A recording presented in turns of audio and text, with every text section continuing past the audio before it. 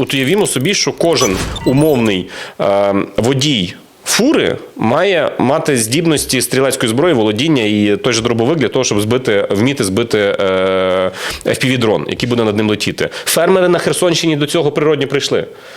Скоро це буде стосуватися водіїв фур на Чернігівщині. Через півроку це буде стосуватися громадян в Києві.